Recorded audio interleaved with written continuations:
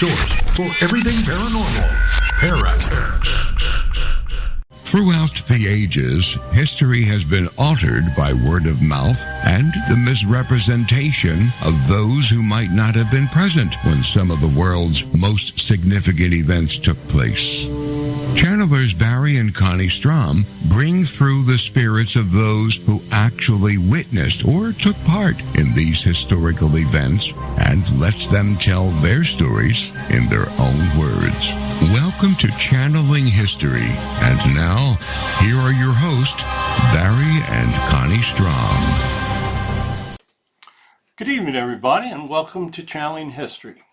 We are the only show where we speak to the souls that made things happen, and we are brought to you every Sunday on the Parax Radio Network at 9 p.m. Eastern Time. I'm Barry Strohm, your host, and I will be speaking the words of our spirit guest tonight. And I'm Connie Strohm, your co-host. Tonight we'll be speaking with the spirit of Samuel Langhorne Clements, better known by his pen name, Mark Twain. He was one of the greatest humorists and authors of the modern literary world. This should be a fun-filled show. I'd like to thank all of you that take the time to listen to our show and even join us in the chat room where you can submit your own questions for Mark this evening.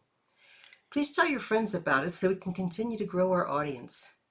All of our shows are available for download on Podomatic.com and on YouTube channel. We always try to give a small disclaimer, and Mark Twain was known to do a few things that people did not think a whole lot of. So I'm going to do it, and I'm looking forward to having him. So anyway, the opinions or statements voiced on our show are the channeled words of the spirits and do not necessarily reflect our opinions, those of Parax Network or our sponsors.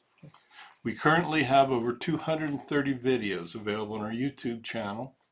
It's in my name, Barry Strohm, and you will find all of the Channeling History shows there, as well as our other podcasts, Eternity Speaks and A Weekly Message from Jesus. Last week, we had a very educational interview with Ulysses Grant. He gave us great insight into the American Civil War and the Reconstruction period when he served as the 18th President of the United States. When we begin our channeling tonight, Connie's going to, as always, ask the questions, and I will answer them in the words of our guest, Mark Twain. But before we channel, we always say a prayer of protection. Connie will now say the prayer, and we will begin to channel with the spirit of our famous guest. God, please grant us your wisdom and protection.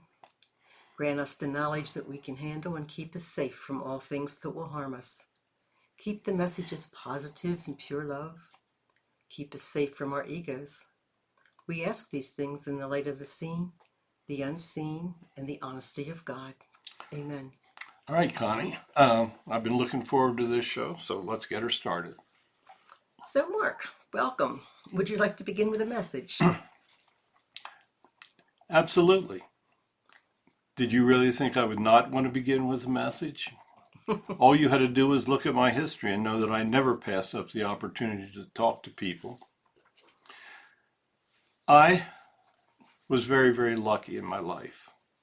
I was given by God the ability to write, and there were some people that even thought I had a pretty good sense of humor.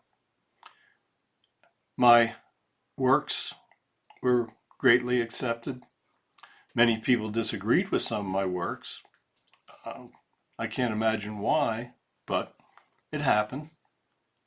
So anyway, I did help make up some of these questions tonight, so I would certainly like to get started with them. Okay.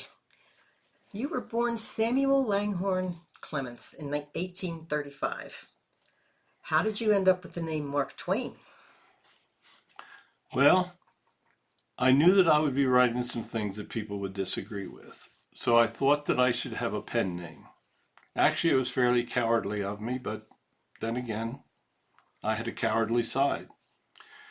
The name Mark Twain comes from when the Mississippi riverboats would be on the river. We would always have somebody that would have a weighted rope that would be checking to see how deep the river was. In order for one of our boats to safely pass through, took about 12 foot of water, which was the second mark on the chain that they would throw overboard, and the individual would yell out, "Mark Twain." Twain was the second Mark. I thought it was pretty cool. So when I wanted to write something that I wanted to stay incognito with, I started using the name Mark Twain. So why did you assume pen names throughout your entire career? A lot of my stuff was quite different. I figured that many of my opinions about things was going to vary considerably from what many people were thinking at the time. I felt it would be much safer for me personally. I guess I had a yellow streak and I didn't want to get into fights, so I used a name that I thought nobody would know.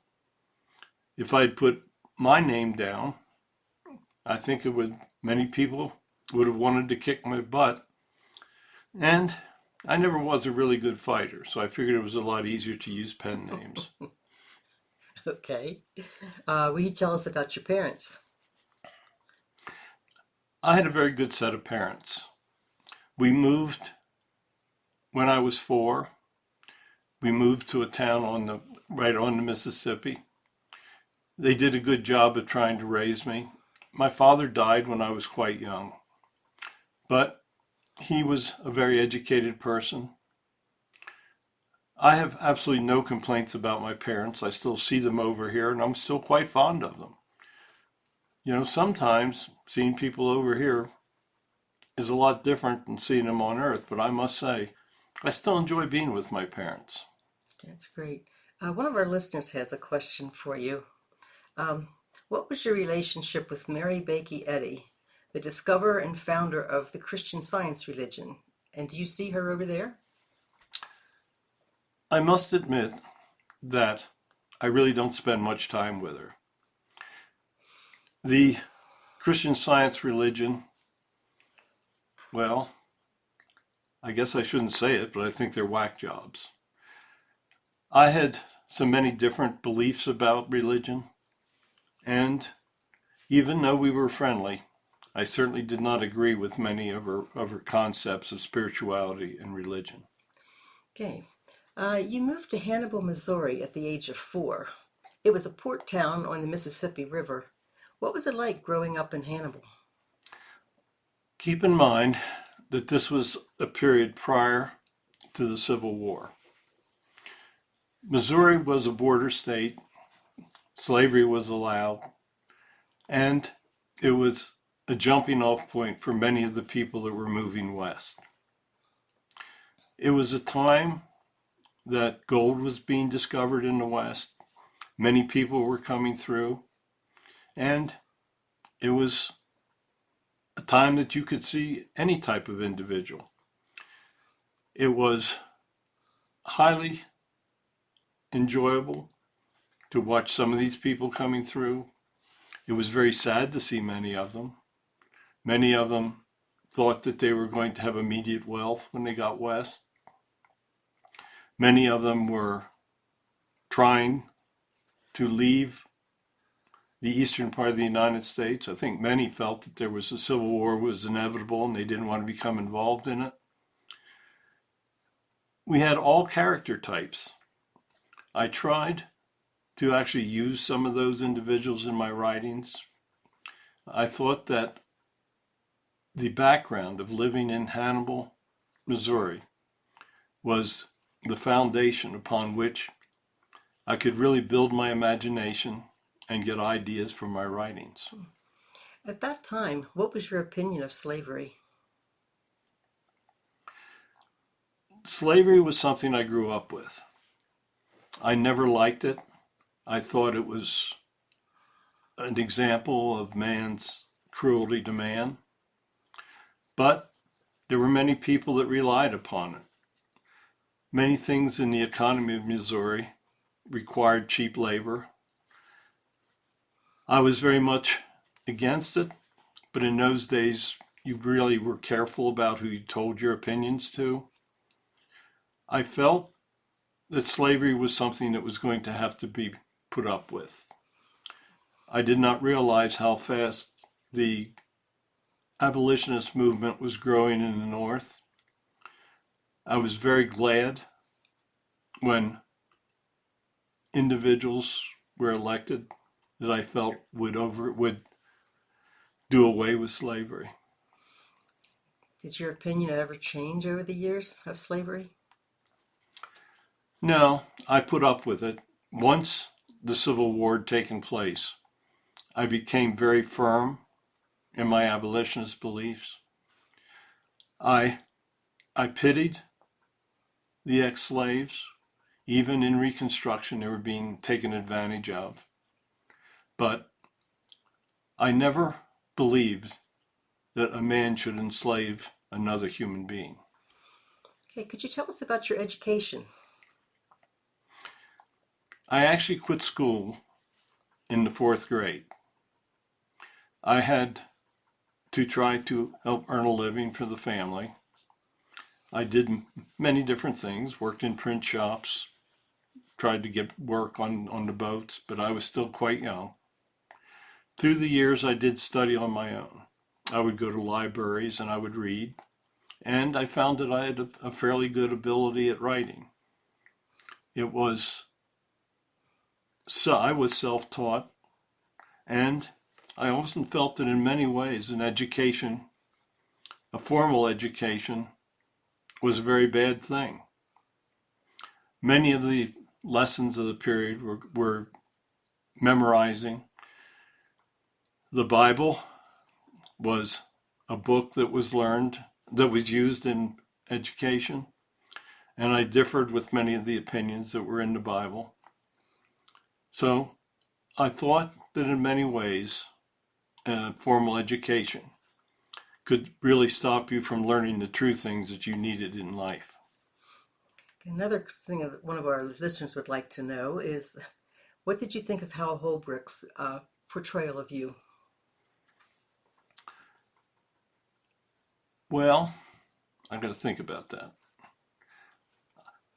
I thought that part of it was pretty good, but all in all, I was not real pleased with what he did.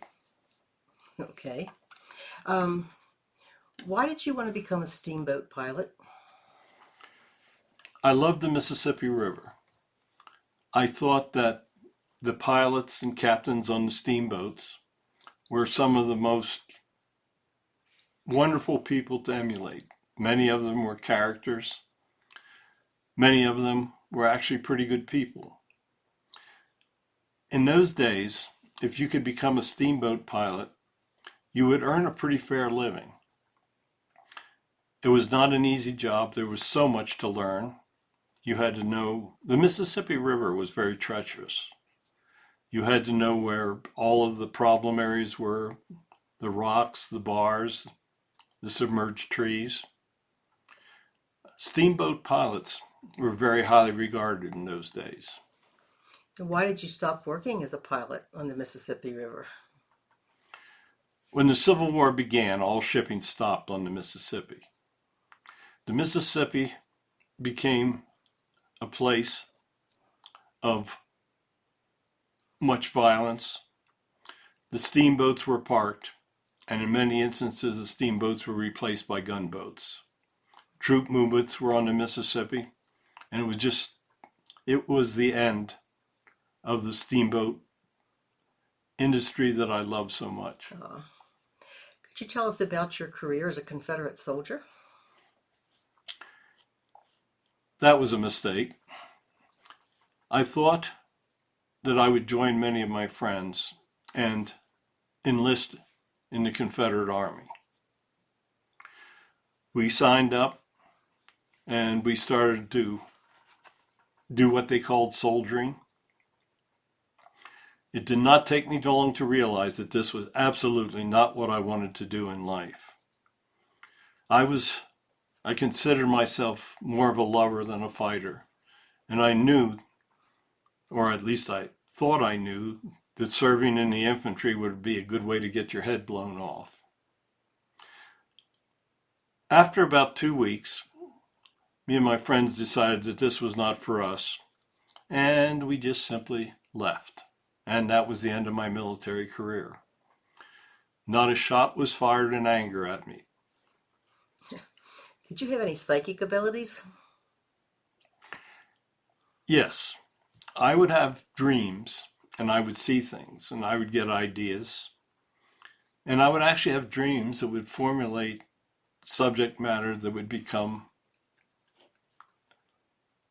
ideas that I would be using in my literature. Especially, I would have dreams about life on other planets, and I even dreamt about time travel. So I did have many ideas come to me, and that now that I'm over here, I truly understand. There was my guides trying to lead me. And when I would vividly remember those things, it was true that I would be considered to have psychic abilities. Okay. You were a reporter in Virginia City. What was that like? Virginia was a place that you could truly get shot. It was the location of the Comstock lode. Many miners were flooding here. Many people thought that they could truly make their fortunes in Virginia City. It was a very, very interesting place, and I obtained a lot of ideas for writings there. Okay. In 1861, you traveled west with your brother, Orion. Tell us about your experiences on the journey. We traveled to Nevada, to Virginia City, by stagecoach. In those days, it took us several weeks. The West, in those days, was a very different place than what you see now, obviously. There were many Native Americans. There were many people that were traveling the same way we were, thinking that they were going to make their fortune. We got to see the true beauty of the United States. I had never seen the Rocky Mountains before, and it was really hard to describe their beauty when we first saw it. Now, I will say that when we tried to ride up over those mountains on those rough roads, that my butt did not enjoy the stagecoach quite as much as I thought it would. But it was a very, very interesting journey, and we saw many, many things. We got to see the buffalo, the animals. It was still a time where the American West was still pretty much untouched by man. Okay, we have some very curious listeners this evening. One of them would like to know if you cheated at cards. Didn't everybody else? Okay, that takes care of that one. Another one said you were on Star Trek. Did you enjoy that? I must have missed that. I wasn't there personally. I guess if I would have been on Star Trek, I would have enjoyed it. Okay. So let's get back to your trip out west. What was your opinion about the Native Americans? I was very negative towards the Native Americans. When I observed them, they were attempting to stop what I felt was the destiny of our country. You never knew when you could trust them in those days. You couldn't turn your back on them. And I totally misunderstood the true meanings of what was taking place. I firmly believed that the United States had the right to manifest destiny in their movement westwards. And I believed that they had the rights to take the land. Keep in mind that Native Americans didn't have a concept of land ownership, but they felt that they should be allowed to roam free. I realized that their beliefs were much different than ours, but I still felt that the overriding idea should be that America would expand through Western movement. Okay, part of your tour was you visited the Mormon community in Salt Lake City. Will you tell us about that part of the journey, please? I thought it was really kind of cool. These guys out there had a lot of wives, and they seemed very happy. I could tell maybe some of the wives weren't quite as happy, but it was certainly a different lifestyle. I didn't approve of it, and they actually gave me a copy of the Book of Mormon, and I thought that that was just a variation of the Bible, and I didn't have great thoughts about all the information that was in the Bible or the Book of Mormon. Okay, when you were in Virginia City, that was the location for Comstock Load. How did you like the life of a miner? I hated it. Can you imagine going into those dark mines and being paid almost nothing? The miners were bringing out immense value, and we're getting paid nothing for it. I tried it, I didn't like it, and I much more enjoyed working for the newspapers. Makes sense. In 1864, you moved to San Francisco, and in 1865 published The Celebrated Jumping Frog of Cavaleras County. What was your inspiration for this story? In those days, the miners truly did want to gamble on just about anything. They would gamble on dog races, horse races, and I even was told stories about people that would gamble about frogs and how far they could jump. I kind of came up with the concept of the jumping frog. It was my idea to put that the frog would have lead put in its stomach so that it couldn't jump. I must admit that I did not ever believe that the story would gain the fame that it did. In 1870, you married Olivia Langdon. Will you tell us about her, please? Olivia was a wonderful woman. I thought she was gorgeous. I fell in love with her. Her parents didn't really approve of me, but what could I say? I was a poor author. Many people thought that I was crazy by some of the stuff that I was writing, but they relented. They'd allowed us to marry, and we were together for many years. You wrote, "Both marriage and death ought to be welcome.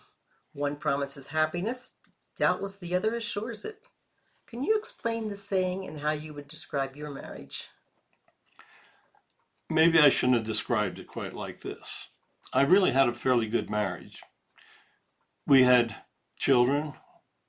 We had a lot of grief with our children passing. But my wife made a very good home for our family. People enter marriage with the promise of happiness, and many are disappointed. Many enter death thinking that it will be the end of things, and they find out that it really is a source of happiness. I always had my own ideas about death and the afterlife, and I felt that death would probably assure happiness because we wouldn't have to put up with all the stuff that was going on around us on Earth. Okay, Connecticut Yankee in King Arthur's Court is based on the concept of time travel. How did you get the inspiration for that story? The inspiration actually came to me in dreams. I wish I could say that I thought the whole concept on my own, but I think my guides had a lot to do with this. I thought it was a very, very interesting concept. If a person of the 1880s would find himself in King Arthur's court and would bring to them some of the great technologies that I thought were occurring in that period of time. I can't imagine what a person from today would find if they went back to King Arthur's court because of all the technological advances in the last 100+ years. How would you describe your success as a businessman? You had to bring that one up, didn't you? Yeah. I was not a very good investor. I was very successful in making money with my writings and with my speeches. But there were times that I would make bad decisions with my investments. There were times that I lost almost all my money. I actually had to declare bankruptcy at one point in my life. I made great amounts of money, and sadly I lost great amounts of money. Individuals helped me invest more wisely in my later years, but there were times that I almost destroyed our lives through my investments. What would you consider your worst investment? The mechanical typesetter. I thought it was an incredible concept. Typesetting was very, very slow in those days. And I thought if you could do it mechanically, that it would open the door to great wealth in the publishing industry. Never could get the damn thing to work. Spent years at it and huge amounts of money trying to make it work. It was probably my worst investment. You were friends with Nikola Tesla. Will you tell us about this relationship? Nikola had the greatest brain of anyone that I'd ever been with. He could do things and have concepts that were so amazing to me. I always considered myself a bit of an inventor and actually had a few patents myself, but nothing as intricate or as special as the items that Nikola worked with. Keep in mind that the electricity was something brand new and individuals were trying to do different things with it. Nikola was trying to work with alternating currents and motors and stuff that I really never understood. But I just loved being in his workshop and watching some of the demonstrations that he would do. I still consider Nikola one of the greatest minds that ever walked the earth. I will not argue with that one. What was your opinion about organized religion? I thought that organized religion was a disaster. I always believed in a deity. I always believed in a God. But I felt that religions through the ages had destroyed more people than they had actually helped. I felt that many of the stories in the Bible were impossible. I thought that many of the churches did so much harm to the people. I felt that religions through the years had created much bloodshed. Take, for example, the Crusades. Many people were killed and mutilated in the name of God. I had trouble understanding how all that could take place. And I felt that organized religions were the basis for much of the problems that the world had. What were your beliefs about God? I always believed in a higher power and a God. I didn't believe many of the things that appeared in the Bible and many of the things that the religions of the time told us. Okay. We have a listener who would like to know, what level are you on in heaven? Which realm? I'm on the 6th level. I was very blessed to have been sent back with these great abilities, and I am on a level where I can help others. I'm trying to advance, and I will probably have to return again in order to do it. Okay, let's take ourselves our little short break here, and we'll be back in a short period of time with more conversations with Mark Twain. right after these brief messages.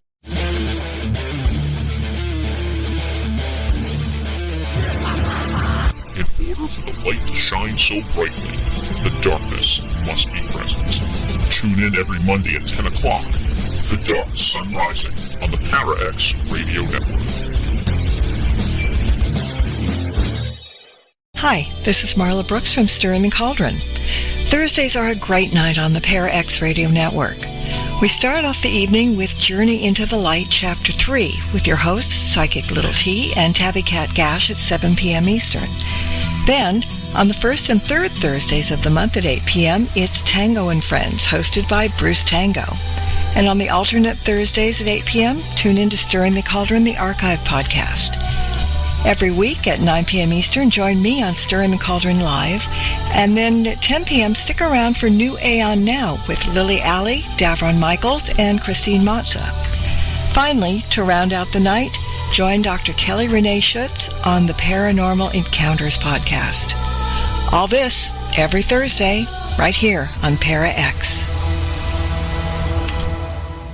Have you ever wondered what Jesus and his followers would say if you could receive their messages today? In his new book, Spirits Speak, Channeling Jesus and the Holy Spirits, channeler and author Barry Strohm answers those questions for you. Using his gift of spirit communication, he brings you messages from such Holy Spirits as Moses, John the Baptist, Mary Magdalene, Mother Mary, Jesus, and even Mother Teresa and the Reverend Billy Graham. They discuss topics that are important for contemporary life in these troubled times. Spirits Speak, Channeling Jesus and the Holy Spirits is available on Amazon, Barnes & Noble, and other booksellers. Signed copies are available on the author's website, spiritspredict.com. After reading this book, you will never again say, "What would Jesus say or do?" Welcome back to Channeling History. Now, here are your hosts, Barry and Connie Strohm. Okay, Connie, let's get on with our questions. Hey, Mark, now that you're on the other side, has your opinions about religion and God changed? Well, actually, I find out that God's agreed with me. Ah, In certain areas, there are many of the things that religions did that God certainly doesn't approve of. They've changed his messages, changed his words. So I find out that I was actually pretty much correct in a lot of this. Yes, there is definitely a God. There is definitely heaven. It is definitely worth living a good life in order to advance in heaven. But there are also many downsides to organized religions. what was your opinion about missionaries? Oh boy, you had to ask me that one, didn't you? I felt that missionaries were trying to force a type of Christianity down the throats of people that really did not want to have it forced down their throats. Missionaries felt that Christianity was the only religion, and I can tell you that it's not. While they thought they were doing a good thing, they created huge amounts of problems for cultures. In your autobiography, you wrote, "Ours is a terrible religion. The fleets of the world could swim in spacious comfort in the innocent blood it has spilled." Would you explain what that meant? I talked a little bit about it earlier. Christianity is actually a very, very violent religion through the years. The Crusades, many of the battles that were fought over Christianity, Muslims and Christians have been fighting for thousands of years. Well, not thousands, but around 1,500 of them. Christianity has caused the death of many, many people. I mean, it is true, and I stand by what I said. Wouldn't argue with that. Why did you not want many of your opinions about religion published until after your passing? My beliefs on religion were very controversial, and I wasn't stupid enough to think that people would buy my books if they thought my religious views were very objectionable. I wanted people to buy my books. That's how I made my money. I wanted them to listen to my speeches. I didn't want them throwing tomatoes at me when I was trying to speak. So I felt that a lot of my religious thoughts would best be held until after my death. Understandable. What was your opinion about emancipation after the World War? The Civil War, excusez-moi. I was very happy when Lincoln freed the slaves. I felt that emancipation should come sooner. I know that in the beginning, everybody was afraid to talk about emancipation. But when it finally came the law of the land, I was very happy. Okay. What was your opinion about women's suffrage? I also thought that women should have the right to vote. That was another thing that many people were against. They felt that women were not educated properly to vote. I knew that there were many women that were much brighter than men were, but I certainly didn't want to make a point of it. I was still trying to sell books. Before 1899, you were an ardent imperialist. In 1899, you changed your opinion about American imperialism. What happened? Prior to that time, I thought that manifest destiny, spreading the democracy of the United States, spreading our way of life, was the best for both our continent and in other countries. I especially thought Hawaii, for instance, I loved it there. When our country decided to go into the Philippines, I thought that we had truly stretched our imperialistic ideals to the limit. I was against it, and from that time on, I felt that imperialism was not the way that the United States should pursue the future. Okay. What is your opinion of the current movement towards a one world order or the concept of a single world governing party?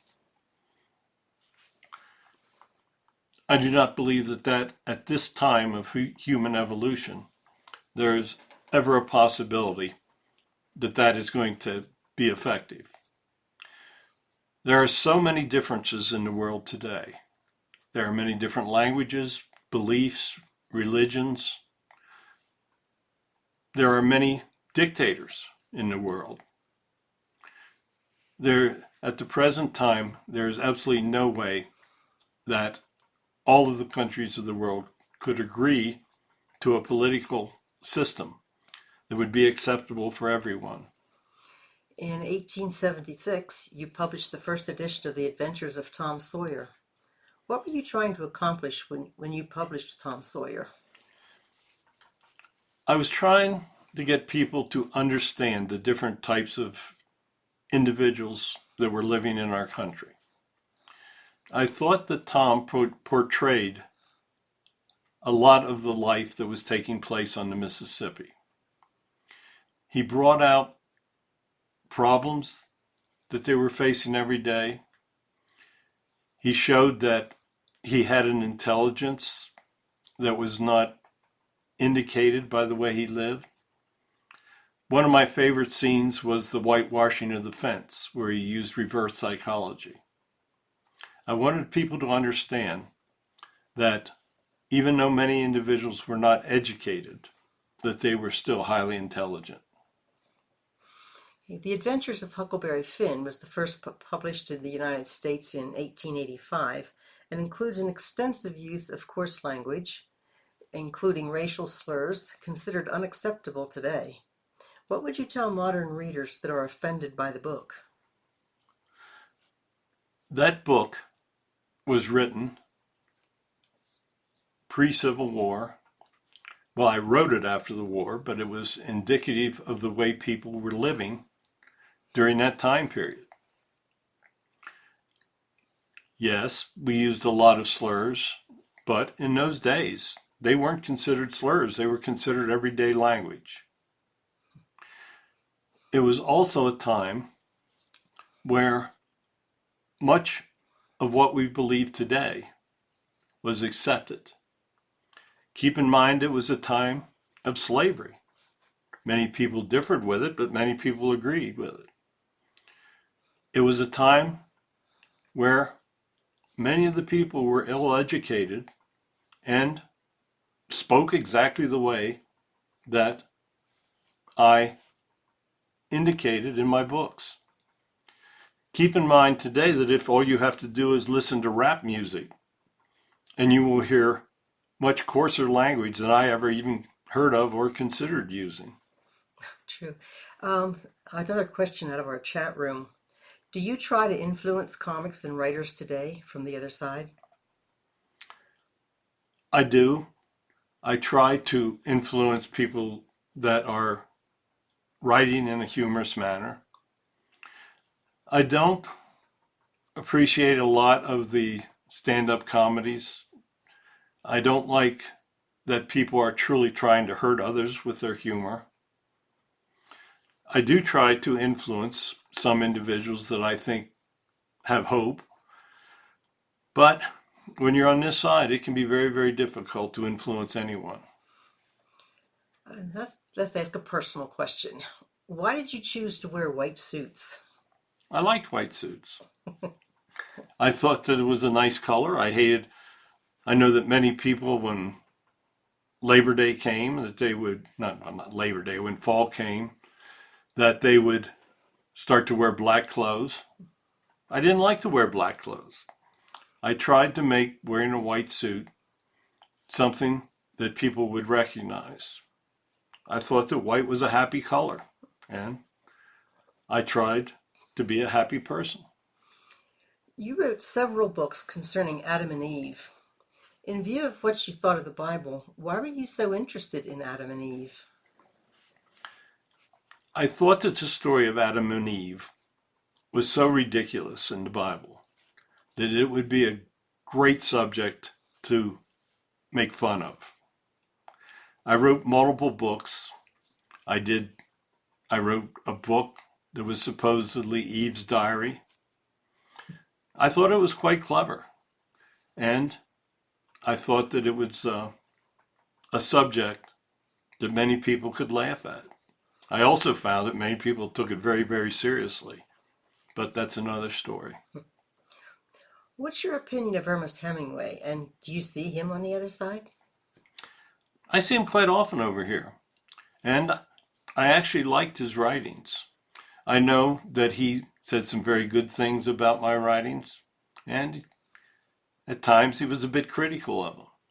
But Ernest is a great talent. I see him over here as I see other great authors. Heaven is really a pretty nice place. You can speak with many people of the same occupation that you were when you had a life. You wrote, "A truth isn't hard to kill because history tells us how fragile it is." How would you see that comment applied to our modern times?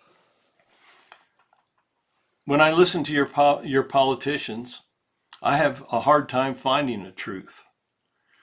I'm sure that every once in a while they have to tell one, but it is certainly easy to see that they're not well committed to the truth. There are great historic truths that last through time. When I watch the politicians today, I really find a hard time finding anything that they say that'll last more than 2 or 3 minutes in people's minds. I wish that they would focus on the truth. It's becoming a very lost art. Yes, it is. You also wrote, "A truth is not hard to kill, but a well-told lie is immortal." What do you consider the best modern well-told lie that will be immortal? Oh boy, I could really do a bunch of these. I think that all of the pretexts for war that have been told over and over again, that people believe them and then act on them, are some of the worst lies that have ever been told. As I watch your news today, I'm watching how lies are used to kill innocent people. Lies are much easier to tell than it is to stand by the truth. I wish that there would be a lightning strike when people tell lies, especially politicians, upon whose words people listen and whose words affect the lives of others. I never tried to lie. I always thought that the truth would set you free, so to speak. I did use white lies in my writing. I know that people still read my work today. I know that I wrote for people of another generational period, but much of my concepts, I think, still really apply today. I think that if human evolution is destroyed, it will be because of lies that are told by our politicians. You are one wise soul. You once said, if you want to change the future, you must change what you're doing in the present. How does that statement apply to our current times? I think that it probably applies more today than it did in my time. I see that the younger generations are being misled in many ways. I see that history is no longer being stressed. I see that people are living in the present and are not truly understanding the penalties of what much of their lifestyle will create in the future. Okay. If you had to change one thing in how you lived your life, what would it be? I actually am quite pleased with the way I live my life. But I think that if I could change one thing, I would write more about how people could find happiness, how they could lead lives that would assist others. And I think that I would write novels that would be more pointed towards contributing to how people view others. What do you think when you hear people refer to you as the father of American literature? I love it. I'm surprised. Okay, you wrote, when in doubt, tell the truth. How do you see this applying to our modern politicians? Well, as I watch modern politicians from this side, I've really been able to learn how to tell when they're lying. Their lips move. I wish that they would simply tell the people the truth. People can handle the truth. People can make decisions based on the truth. When politicians lie to the people, and they'll tell them anything to get elected, then some of those people rely on the words that are spoken. It is very sad to see how many individuals from both parties, and I'm not playing favorites here, it is very sad to see how the politicians of most parties lie to the people to a point that the people can't really understand what the truth is. Okay, you wrote, I believe that our Heavenly Father invented man because he was disappointed in the monkey. I've been waiting to hear what you have to say about this. What did you have against monkeys? Actually, I kind of like monkeys. I found that there were monkeys that are more likable than a lot of the people that I knew. But people, women are supposed to be more intelligent than monkeys.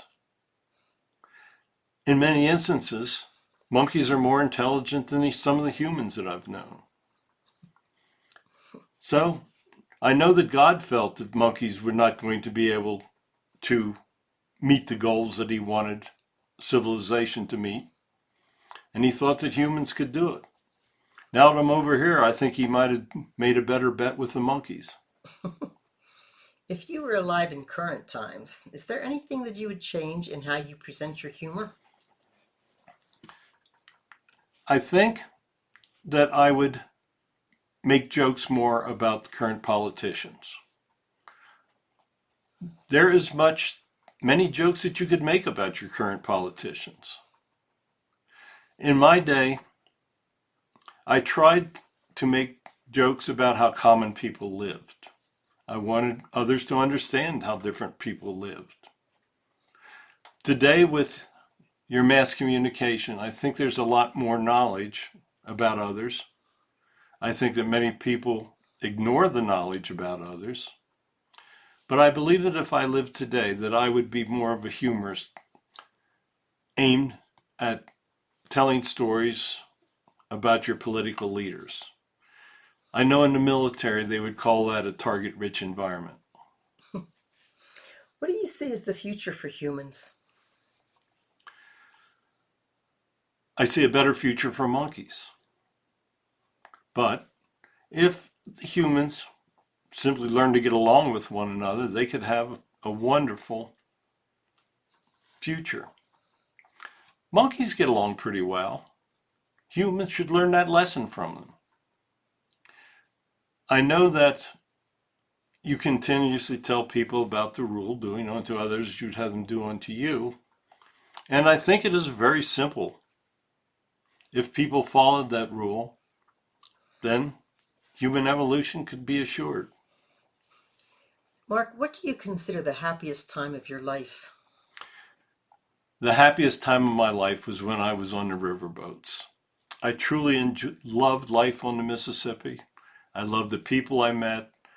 I loved the way the passengers. I loved the gambling on the ships. It was just a wonderful way of life. Okay, if you could change one thing that you observe as you watch the humans on the other side, what would it be? I would try to have them just simply get along. I know that's a simple answer. But on this side, we see so much animosity between different types of humans. There's animosity between the religions. Religions are supposed to tell people how to get along. How can there be so much animosity between them? You see Muslims killing Jews. Jews kill Muslims. Christians will kill anybody. Look at the wars that they fight. I just simply wish that humans would step back and consider the fact that they need to get along. You have dictators that want to rule the world. Nobody's going to get along with them. They have to be overthrown. You have politicians that want to just gain power and money. They need to be thrown out of office. Life could be very simple if everybody just used common sense. That is true. If you were alive today and we had the Mark Twain Late Show, what would be the biggest target for your satirical humor? Is there anything bigger than the politicians? I would be very hard pressed to think of anything bigger than the politicians. However, I think that I would make fun of many of the individuals that are very powerful in some of the world religions. For instance, look what the people of the Catholic Church put up with. You have priests molesting young boys. That's not funny. But I think that I would make more fun of some of the organized religions. I would try to point out the flaws, and I would try to be constructive. But it would be really hard to get by not making jokes of the current politicians in Washington at this point. Do you have a final message for us this evening? Yes, I do. First of all, I would thank you for allowing me to come through tonight. I don't get much chance to talk to people anymore. That's one problem with being over here. I can try to influence them, but in many ways that's very difficult. I tried to make people laugh. I tried to make them happy. I tried to make them understand that there were other people that were very, very different from them, but that they all had personalities, that there was always something likable about many, many different types of people, and that you had to stand back and sometimes just simply laugh at yourself. It was a very interesting time that I lived in. It was a time where much was changing. Today you live in a time where an incredible amount of things are changing. You're living in a time where some fool can push a button and destroy all the human life on the planet. I would hope that humans would step back and figure out a system where everyone's life is not dependent on one guy's pointer finger. It is a very difficult time in which you're living. In many ways, when I lived, it was a very simple time. Yes, there was much brutality, there was slavery, there was a little thing called the Civil War. But people persevered. They got through all the challenges, and they built a pretty great country. There are many people that are trying to tear down your country today. I think that each individual needs to get involved and understand the truth of what is taking place around them. As I said earlier, the truth is pretty hard to understand. So anyway, thank you for allowing me to come through tonight. I appreciate the opportunity, and I might just consider coming back and reincarnating and trying to make people laugh again. So thank you and goodbye. That sounds like a great idea, Mark. Thank you so much for joining us this evening. Okay, next week we're going to interview the spirit of Colin Powell. He had a brilliant career in the Army and was a pretty good Secretary of State.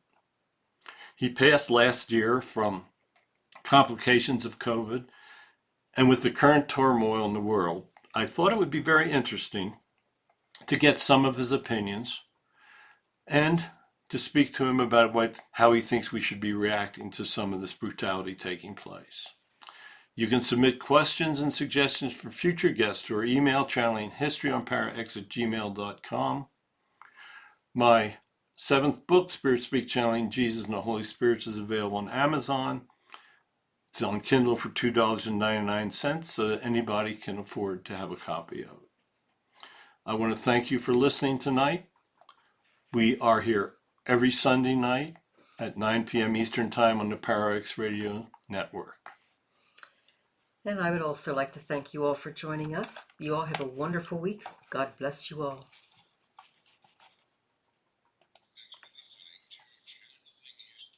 Tune in again next week for another electrifying episode, as we never know who will make an appearance or who will come through the portal.